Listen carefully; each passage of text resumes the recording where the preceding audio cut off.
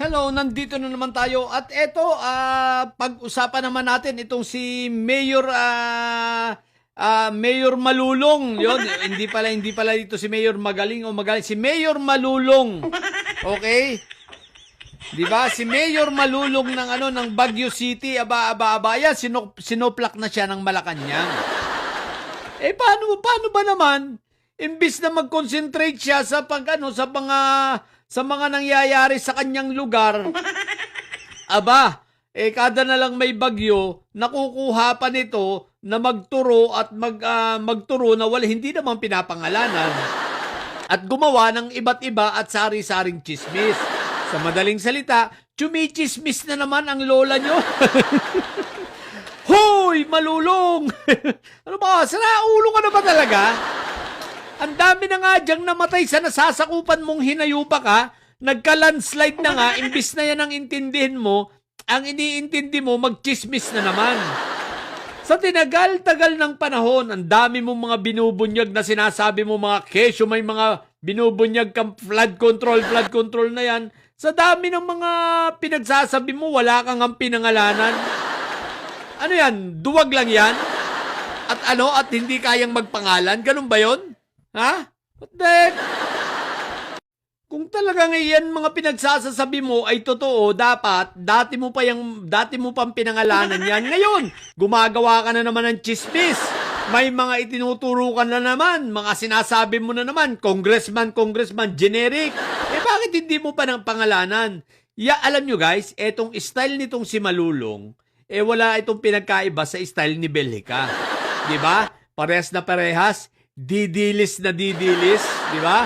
Yung bang laging magtuturo kahit wala namang itinuturo. Yung laging magpapangalan kahit walang pinapangalanan. Ang importante, makagawa ng chismis, makapanira at maging relevant, di ba?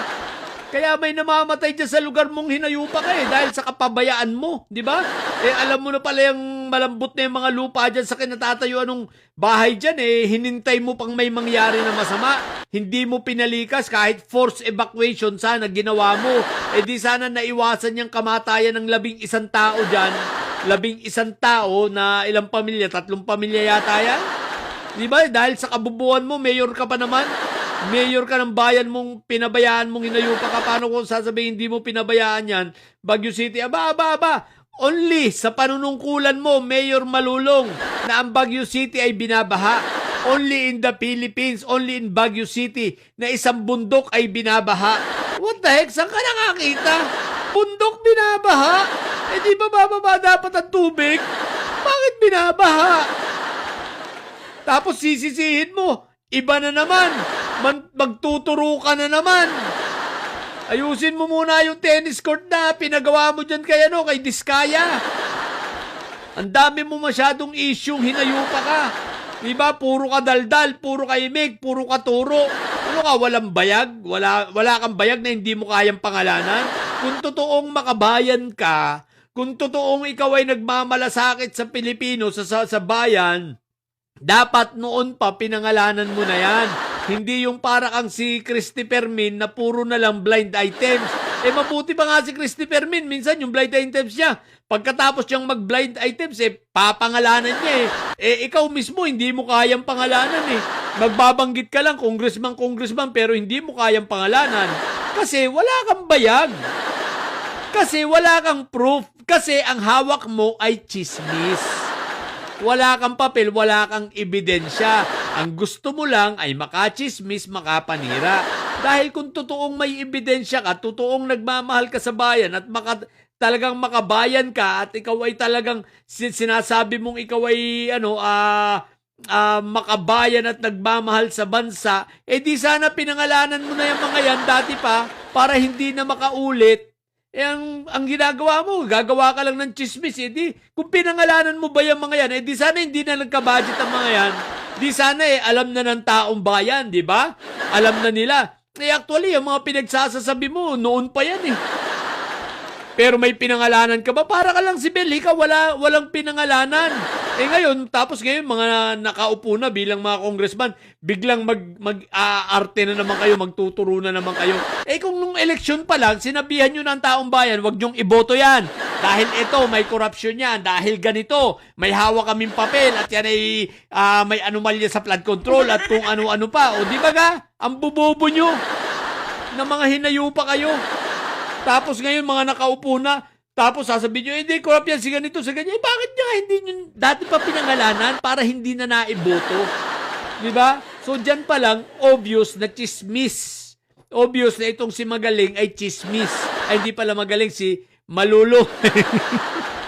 Namo, lulong na lulong ka talaga, malulong. Hinayupa ka.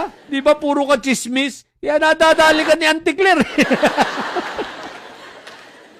Kaya nasasabihan ka ng Malacanang, nasasabihan ka ni Auntie Claire totoo naman puro ka chismis, hindi mo naman kayang pangalanan. Di ba?